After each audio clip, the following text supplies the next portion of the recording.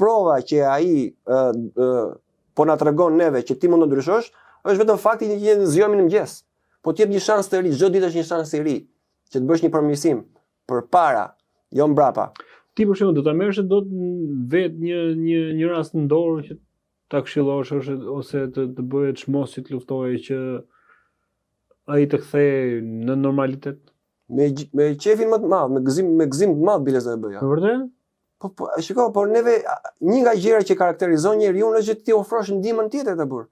Nga momenti që ti e di që ajo diçka që nuk shkon, pse mos i shtrish dorën e ndihmës?